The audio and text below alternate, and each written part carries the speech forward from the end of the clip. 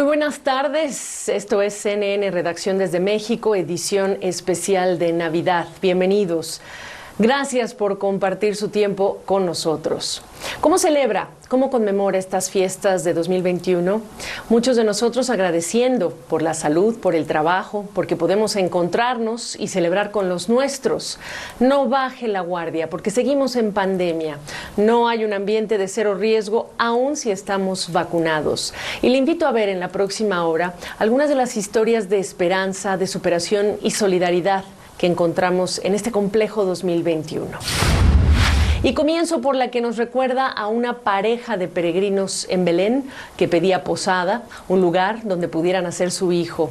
Más de 2000 años después del nacimiento de aquel niño, al que llamarían Jesús, millones de personas se ven obligadas a dejar sus lugares de origen para escapar de situaciones como la inseguridad, la pobreza, la falta de oportunidades. Una pareja de migrantes haitianos, de los miles que en territorio mexicano buscan una mejor condición de vida, vio nacer aquí a su hija, la primera bebé haitiano-mexicana de este grupo.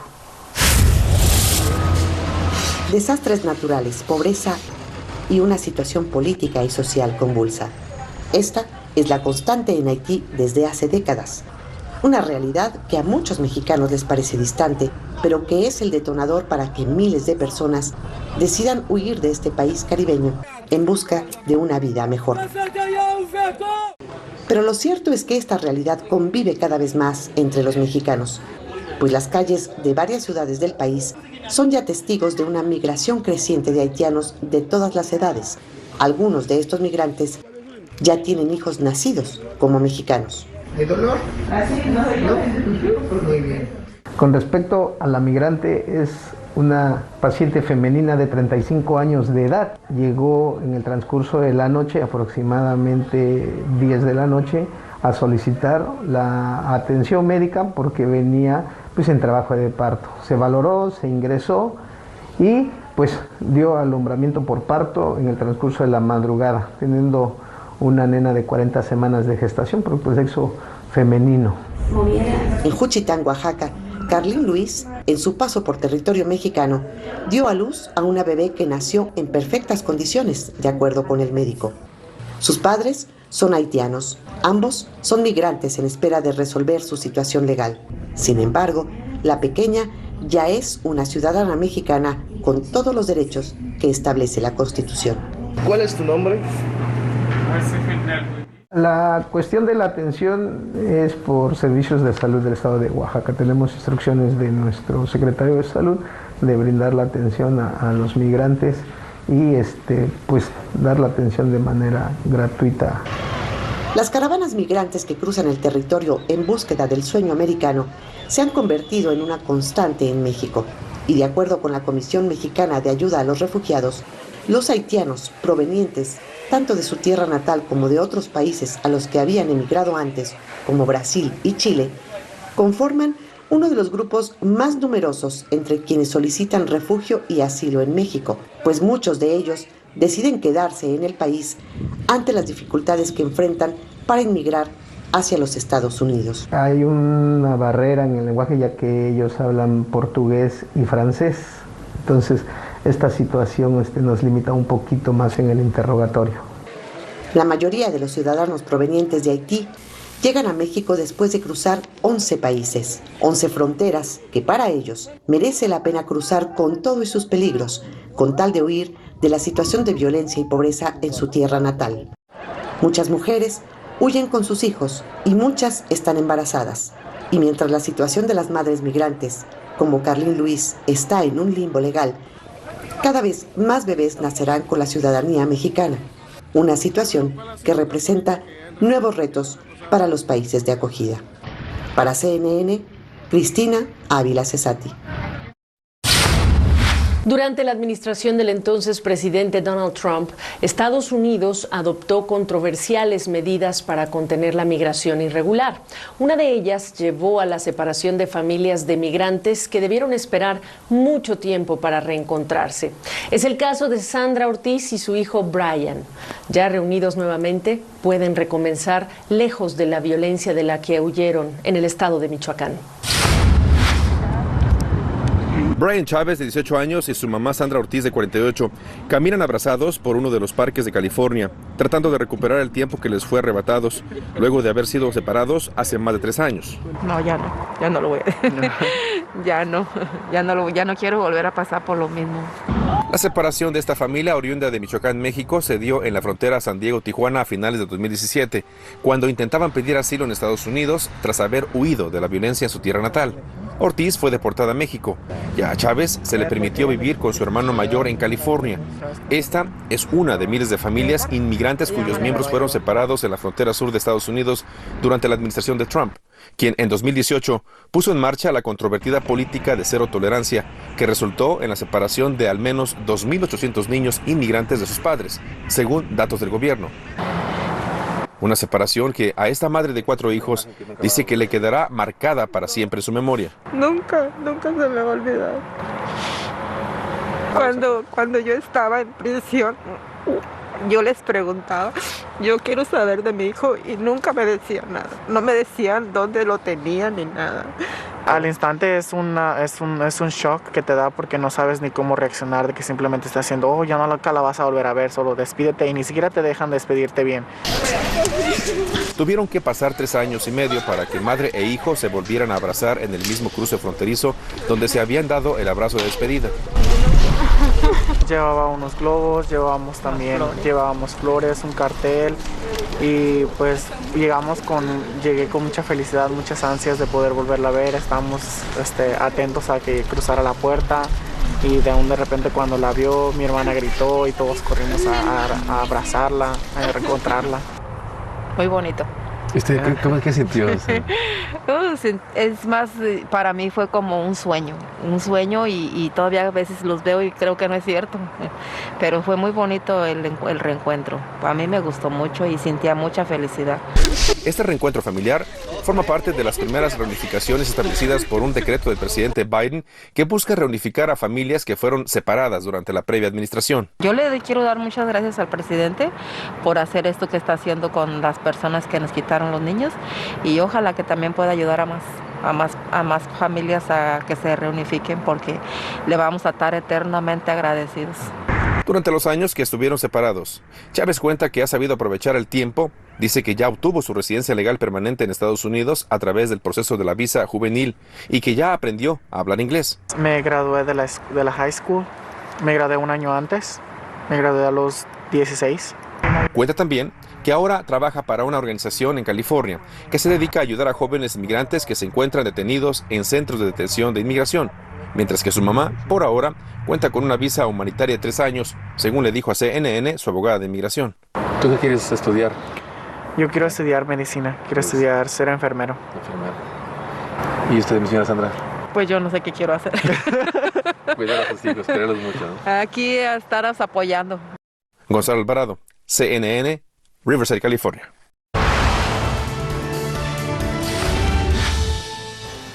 Las artesanías de Puebla se exponen en uno de los museos más importantes del mundo, los Museos Vaticanos. Una tradición en la que cada año permite a artesanos de distintas regiones de México mostrar sus trabajos y que la pandemia en 2020 obligó a cancelar. Nos cuenta Javier Romero. No es novedad que Roma impresione por sus monumentos. Llevo 4 horas de haber estado intensamente viendo y sin parar. O por su belleza. Me ha encantado, a mí me ha encantado. Con mi pareja y todo ha sido muy bonito. O por su comida. Es deliciosa y todos son muy buena gente. Pero cuando se acerca la Navidad, el ambiente es distinto. Yo creo que es un espacio que tiene una vibra distinta, que uno siente la vibra cuando llega a estos lugares. Y este año concretamente, el sabor de América Latina en la Navidad Vaticana es mayor que nunca. El nacimiento viene de Perú y en la imponente Vía de la Conciliazione que lleva a San Pedro, estos carteles anuncian que los museos vaticanos recuperan una tradición, la de exponer entre sus grandes obras los trabajos realizados por artesanos mexicanos. Es una tradición que se viene realizando desde hace 13 años. Se interrumpió el año pasado, lamentablemente por la pandemia, pero este año quisimos reanudarla, pues como muestra de que seguimos caminando. Se trata de artesanías de Puebla como las expuestas en este árbol de Navidad y el nacimiento, colores vivos y materiales humildes que contrastan con las grandes obras de mármol esculpidas por los artistas del Renacimiento italiano como Miguel Ángel o Rafael. Les damos la misma dignidad porque significa dignificar el trabajo y la fatiga de estos artesanos. Algunas de las figuras de este nacimiento llevan la mascarilla. Son testigos del tiempo que les ha tocado vivir, el tiempo del COVID, que tanto ha dañado el turismo en Italia y el Vaticano. El secretario de los Museos Vaticanos señala que a estas alturas del año, durante una jornada, pasaban 20.000 visitadores. Ahora solo 5.000. Sin embargo, decidieron no posponer otra vez la Navidad mexicana en los museos vaticanos. Este año la exposición es un símbolo de esperanza. Retomar una tradición como esta significa tener esperanza en el futuro. Algunas de estas obras están a la venta y lo recaudado llegará a las pequeñas haciendas locales que lo han producido.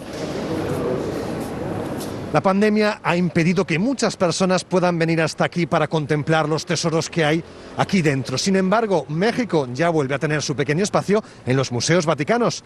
Para CNN, Javier Romero, Roma. Las tradiciones de fin de año en México tienen un amplio abanico de costumbres que combinan tradiciones europeas y de los pueblos originarios. Entre ellas se destacan las posadas, 9 días de fiestas previas a la Navidad, y las pastorelas, esas representaciones en las que el bien se enfrenta al mal en un tono de comedia. Pero ¿sabían que en algún punto las autoridades mexicanas se les ocurrió la idea de que fuera una deidad de los pueblos originarios de México la que entregara los regalos a los niños? Nos lo cuenta en esta entrevista el escritor e historiador Alejandro Rosas. Alejandro, ¿cómo estás? Dime algo que no sepamos, si no es que te consultamos a ti, de la historia de México y las tradiciones de Nochebuena y Navidad. Bueno, así al tiro, al vuelo, hoy que es Nochebuena, hay que recordar que en 1930, fíjate que era el auge del nacionalismo revolucionario en México, ¿no? O sea, rescataron la mexicanidad, lo prehispánico, y como siempre el gobierno con estas ocurrencias tan extrañas, se les ocurrió que era mejor pues, expulsar a Santa Claus de México y que los niños, en vez de pedirle a Santa Claus, le pidieran a Quetzalcóatl. Entonces, durante noviembre y diciembre de 1930, bajo la presidencia de Pascual Ortiz Rubio, hubo una campaña en medios y todos los lugares para que los niños le pidieran a Quetzalcóatl. Entonces, era un problema porque imagínate a los niños diciendo, ¿cómo escribías Quetzalcóatl? Ni siquiera sabían escribir sus nombres, o ¿qué ponías? Querida serpiente emplumada. El hecho es que levantaron un gran teocalli como el que vimos este año en la Plaza Mayor, nada más que lo levantaron en el Estadio Nacional. Y ya ves que este año también Quetzalcóatl está ahí en el árbol de los senadores, extrañamente. Bueno, pero estas ocurrencias neoindigenistas muy chafas, porque no tienen nada que ver con el indigenismo. Pero ¿qué sucedió en 1930? Se arma el gran teocalli, se presenta Quetzalcóatl, le regala suéteres y juguetes a los niños pobres y asunto arreglado. El hecho es que el año siguiente ya olvidaron a Quetzalcóatl y regresó Santa Claus para triunfar sobre el mal de lo que había sido el nacionalismo revolucionario. Y esa es una de las muchas historias que hay. Te iba yo a preguntar cuánto duró, porque no me imagino a los niños, ¿verdad? No, pues imagínate, o sea, a la mera hora, ya ves que aquí en México se acostumbra los Santos Reyes o Santa Claus, que es el 24, exactamente esta noche llega Santa Claus del 24 al 25, o también el Niño Jesús en las poblaciones del norte. Pero fíjate, cosas que quizá uno no piensa mucho en ellas. Las posadas mexicanas, como las conocimos desde el día 16, y que son 9 días que terminan exactamente hoy con la Nochebuena, que da paso a la Navidad, no se acostumbran en ningún otro lugar del mundo. Esa es una celebración nada más mexicana, porque fíjate que cuando llegan los franciscanos en 1524, se dan cuenta que había una celebración de 9 días, exactamente por estas fechas, dedicada al nacimiento de Huitzilopochtli. Entonces dijeron, pues ya de aquí somos. Utilizaron el sincretismo como siempre, y para que no fuera tan violento, digamos, el paso de estos dioses sanguinarios y multifacéticos y de todos tipos que tenían los mexicas y otras culturas indígenas, para que fuera más gradual el cambio y la evangelización, utilizaron esas fechas y montaron las famosas posadas.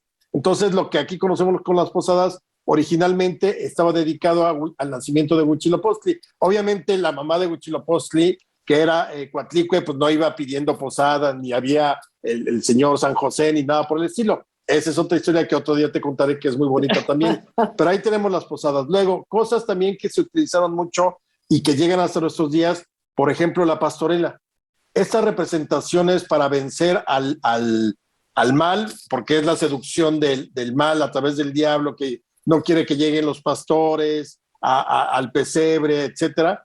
Todo eso también es del siglo XVI, porque mucho de lo que utilizaron los franciscanos en los primeros años de la evangelización fue exactamente el teatro y la música. Entonces, a través de representaciones, era como acostumbraron a los indígenas a explicarles lo que había sido la epifanía del Señor, es decir, el nacimiento de Cristo y todo lo que tenía que ver con la Sagrada Familia y demás. Desde ahí vienen nuestras pastorelas también, que también son muy características de México, aun cuando compartimos un pasado común con el resto de Latinoamérica, estas son muy mexicanas, ¿no? Otra cosa que también viene siendo importante, que se pone en duda, y ahí podríamos tomarlo más bien como un mito, es la piñata. La piñata con sus 7 picos se supone que es, con el palo tú derrotas al romper la piñata a los 7 pecados capitales.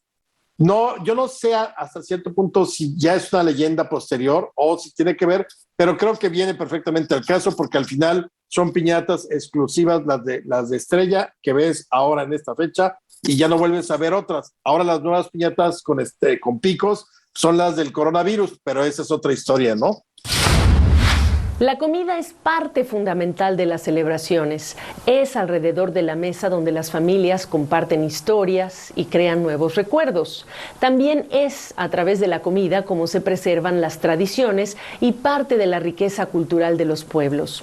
Una chef mexicana en Atlanta busca conservar el lazo con la cultura de su país de origen, pero también las mezclas que reflejan su realidad en un país y cultura distintos. Gustavo Valdés nos cuenta.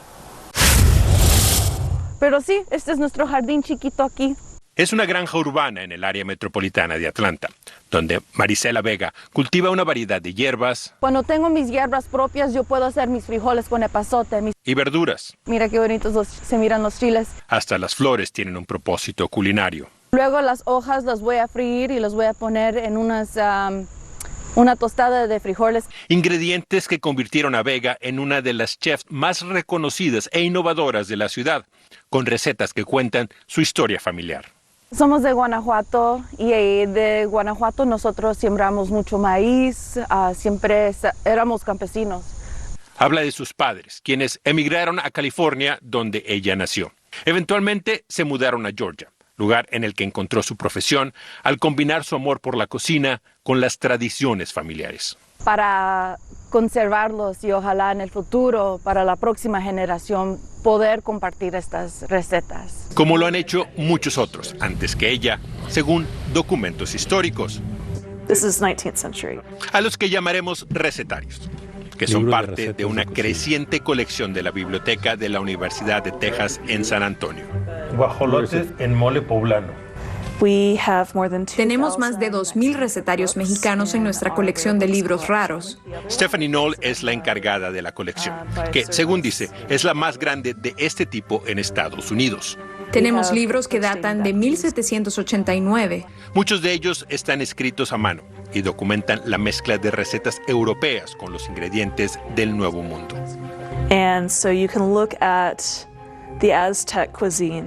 Y se puede ver la cocina azteca, documentada por los conquistadores del siglo XVI, y su conexión con el mole y los tamales que hacían tanto en aquel entonces como ahora. Algunos recetarios son un simple manojo de páginas sueltas. Otros están decorados. Otros fueron impresos, dedicados a las jóvenes cocineras mexicanas, o eran parte promocional de empresas que utilizaban la cocina para resaltar sus productos. La colección está disponible de manera digital para que la mayor cantidad posible de personas tenga acceso a las recetas y a su historia. Knoll dice que estos documentos son parte tanto de la cultura mexicana como de la estadounidense. Porque Texas fue parte de México. Lo que ha resultado en una cocina que, en la cultura popular actual, se conoce como Tex-Mex, que quizá no siempre es la mejor representación de los sabores de ambas regiones. Y a mí yo decía, eso no es justo. La cultura es tan grande, ¿cómo nomás nos van a reconocer como el Tex-Mex? Y así nació Chicomecoatl, la marca bajo la cual Vega vende productos como tamales, salsas y tortillas. Es para enseñarle a la gente, demostrarles, fíjate, esta es una manera en cómo podemos comer la comida mexicana. Con las técnicas y los sabores de su infancia. Platos típicos mexicanos, frijoles, arroz y sus tortillas. Mezclando ingredientes naturales de pequeños agricultores de la zona o que ella misma cultivó. Y logra traer toda la esencia de la cocina de México, pero no en la forma que la conocemos acá. A la gente les encanta, están aprendiendo y mismo estamos preservando toda esa cultura para las próximas generaciones. ¿Recuerdan esas flores de su jardín? Aquí hacen su destino final, en el paladar de los comensales. Y con estos bocados se acercan un poquito a la historia culinaria del continente. Gustavo Valdez, CNN, Atlanta. La rápida propagación de la variante Omicron del nuevo coronavirus ha llevado a las autoridades sanitarias de todo el mundo a reinstalar medidas preventivas para frenar los contagios. Si estas fiestas de Nochebuena, Navidad o fin de año ya programó una reunión en familia, no olvide mantener los protocolos de prevención sanitaria y revisar las indicaciones de las autoridades de su localidad en cuanto al número de personas permitido en cada hogar.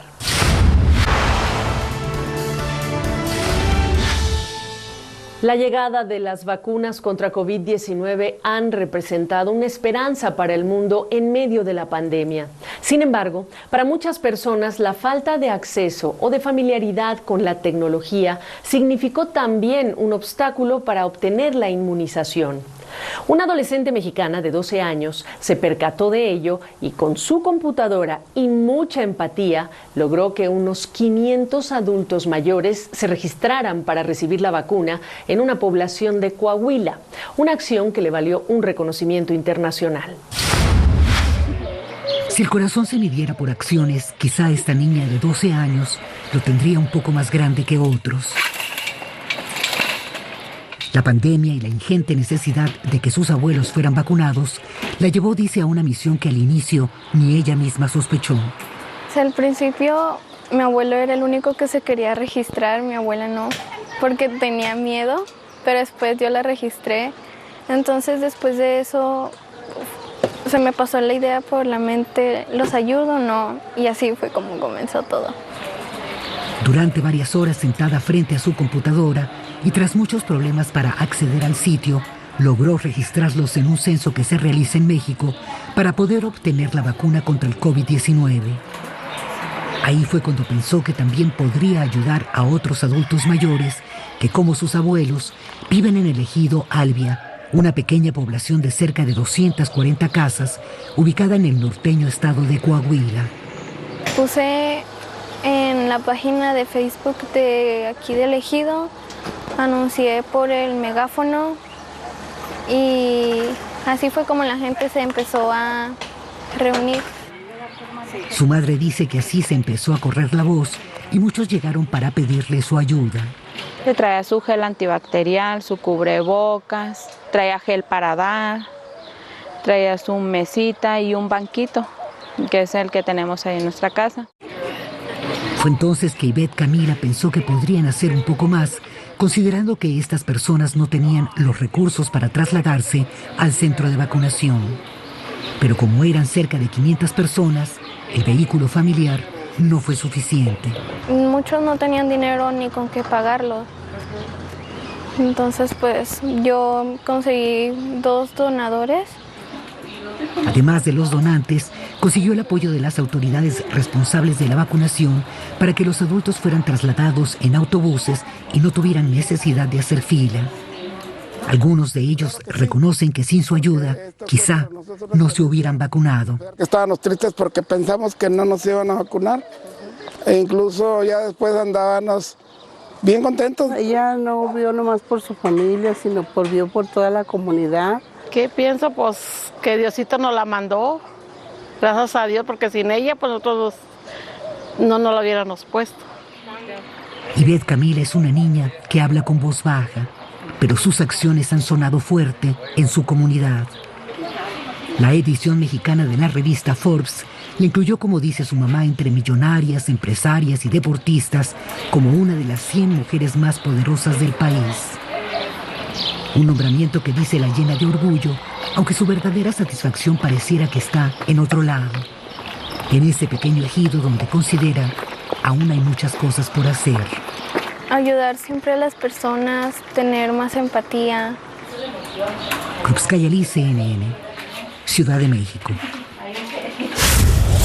La pandemia de COVID-19 obligó a muchas personas a reinventarse para superar las adversidades que para muchos representó el confinamiento por las medidas sanitarias de prevención de contagios.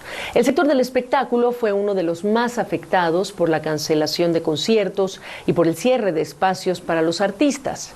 En Los Ángeles, una joven cantante de ópera vio truncados sus planes de continuar sus estudios, pero encontró en la propia pandemia la inspiración para emprender una nueva carrera. Nos cuenta más Jacqueline Hurtado. Empecé yo a los 6 años por copiar a mi hermano.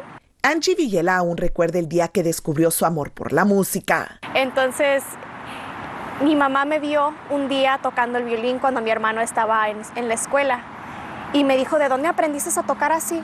Pues de nadie, de puro oído. Cuenta que al ver su talento, sus padres la alentaron a seguir desarrollándolo.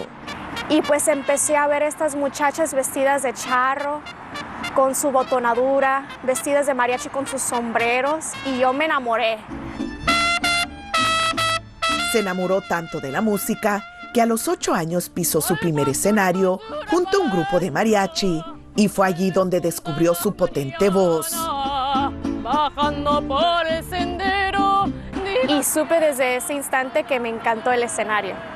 Me encantó, me hizo muy feliz. Vamos y todos sus quejas. Cuenta esta joven de 19 años, hija de inmigrantes mexicanos, que debido a su talento, sus padres decidieron inscribirla en el Conservatorio de Música de Los Ángeles para mejorar su técnica vocal.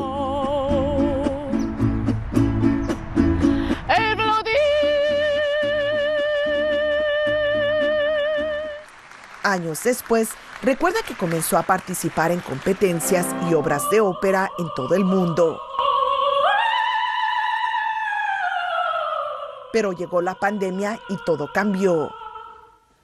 Y con eso, eventos se cancelaron, viajes se cancelaron, todo lo que era los viajes que yo iba a hacer a Austria, Polonia, competiciones en Italia, becas en Italia y en Londres, todo se canceló. Angie dice que al verse sin poder cantar no solo ópera, sino también música regional mexicana en algunos eventos, sintió una fuerte desesperación, pero ese sentimiento rápido se convirtió en una fuente de inspiración. Aprovechó su tiempo durante la pandemia para estudiar y ser asistente médico. Indica que obtuvo su certificación para trabajar en hospitales y ayudar a ganar la batalla contra el COVID-19. Yo quise tomar iniciativa y ayudar a los que estaban sufriendo con esto. Era muy difícil. Yo creo que me maduró en un sentido y ver la vida diferente. Angie dijo que en lugar de caer en la frustración, ella sintió ganas de hacer algo nuevo. Y yo creo que me hizo madurar en un sentido de que hay que vivir la vida como si fuera el último día en este mundo, porque la vida no es prometida. Ahora solo está muy agradecida porque sigue trabajando a tiempo parcial como asistente médico y estudiando en la universidad, porque algún día quiere ser científica, su nueva pasión. Ahora vivo de ayudar a gente. Y dice que en su tiempo libre sigue cantando ópera y ha regresado a algunos escenarios. Nunca en mi vida me iba a imaginar. Yo me imaginaba en un teatro de ópera cantando por el resto de mi vida, ¿no? Y ahora ayudando pacientes. Es muy bonita la satisfacción cuando alguien la libra. Jacqueline Hurtado, CNN, Los Ángeles.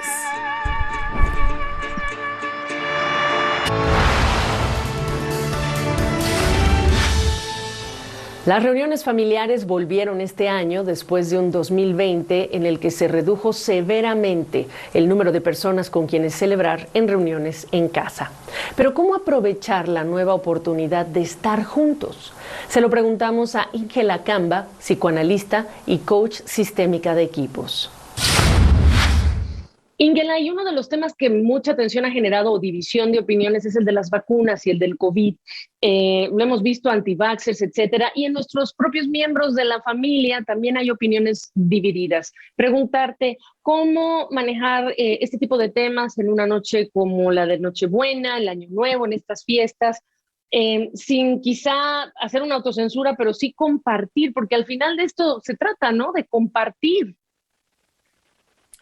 Es una excelente pregunta porque, es decir, escuchar desde el otro lado el por qué no se quiere vacunar, a lo mejor no entrar mucho, pero respetar cómo es el lugar, por lo menos por hoy. O sea, hay un tema importante de educación con respecto a la salud que es importante hacer a nivel de política pública, por supuesto, y de divulgación, para que la gente pueda tener más confianza. Pero en lo que sucede eso, ¿qué haces en una reunión, ¿no?, como esta el día de hoy?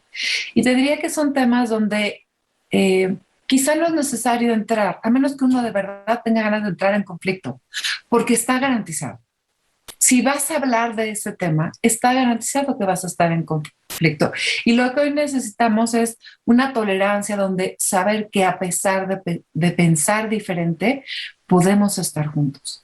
Y eso lo necesitamos en las familias, en las comunidades y, por supuesto, a nivel país.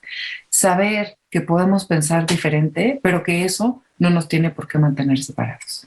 Ahora, doctora Ingela, para cerrar, son reuniones de grupos de distintas edades, abuelos, padres, hijos, jóvenes, adolescentes, los que pues mucha gente va a tener en estos días. Preguntarte cuál es tu consejo para realmente aprovechar esta reconexión, para realmente decir qué bien la pasé y me recuperé energías que no me da el trabajo, que no me da salir a la calle, sino que me dan los míos. ¿Con qué actitud disfrutar y qué recoger ahora que vamos a estar conviviendo con los nuestros en estas horas? Ay, qué bonita pregunta. Nunca nadie me había hecho algo así, una pregunta así. Yo creo que lo que deberíamos hacer es una conversación guiada sobre un tema, quizás sobre la gratitud, ¿no? Y es, a pesar de todo lo que ha pasado este año, ¿qué rescatamos? Y poder escuchar qué rescata cada uno, ¿no? Y utilizamos esta palabra en el sentido de rescatar, porque no queremos obligar a nadie a que se sienta feliz. Queremos ver que sí rescatamos de llegar juntos y de encontrarnos hoy. Y también podemos poner otra pregunta como si tuviera que decirle algo a alguien que está enfrente que no le he dicho en mucho tiempo, ¿qué me gustaría decirle hoy? ¿No?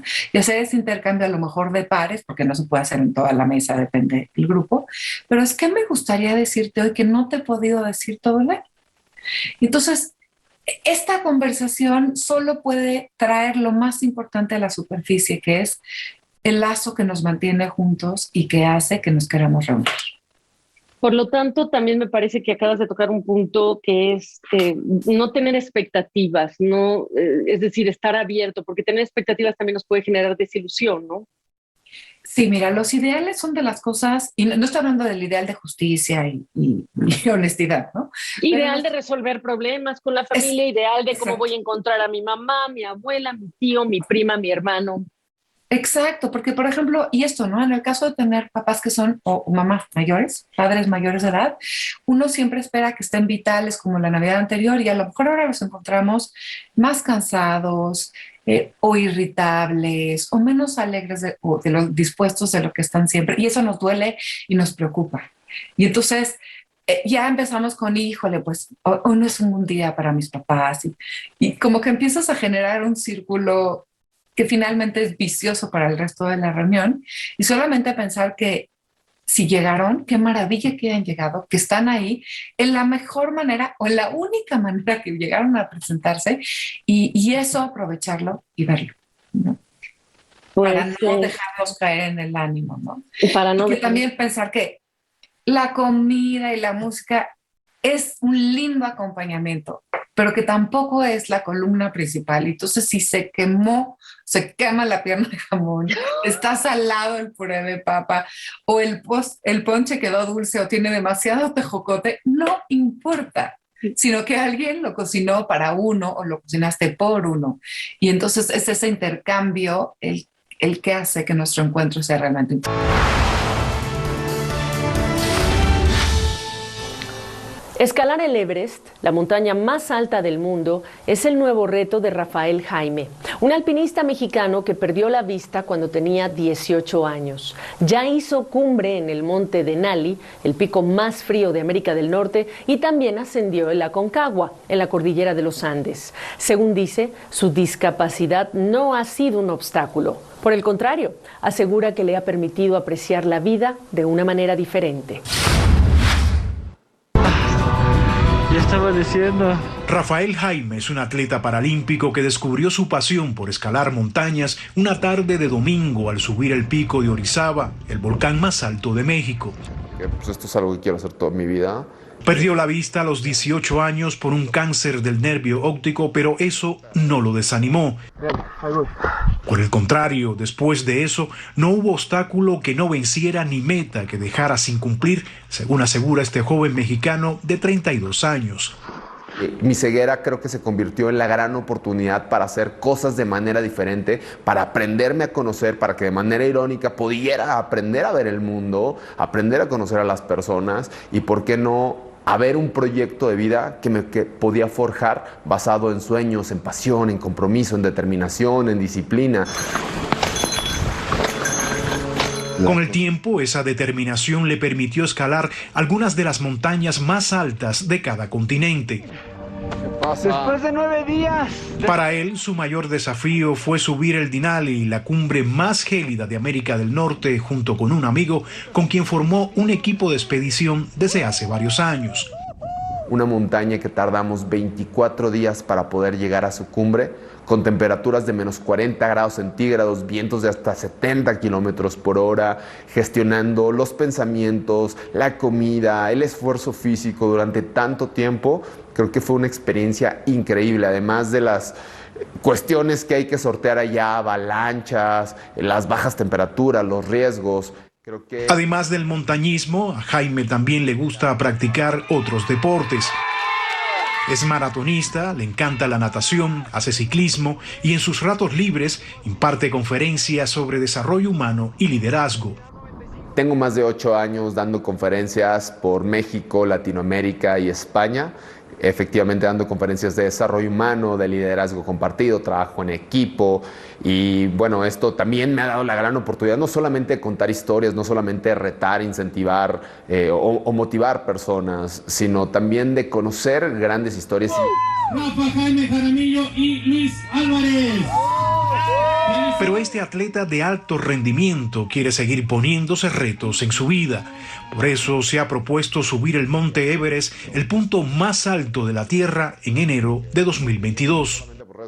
La preparación para poder escalar el Everest no es una preparación de 3-4 meses previos. La preparación viene de muchos años de atrás, ya escalando muchas montañas por diferentes partes del mundo, adquiriendo esa habilidad, esa madurez también para la toma de decisiones allá arriba, porque de no hacerlo te puede costar la vida. Una aventura en la que intentará otra vez alcanzar la cima y acariciar el cielo. Para mí tiene un sentido de darme cuenta que los sueños sí se cumplen, que los sueños son para cumplirse y que se llevan paso a paso, proceso a proceso. Porque he entendido que en la vida, como en la montaña, no hay más opción que la cumbre. Rey Rodríguez, CNN, Ciudad de México. Así llegamos al final de este programa especial de Navidad. Gracias por acompañarnos. No baje la guardia, seguimos en pandemia. Hasta la próxima.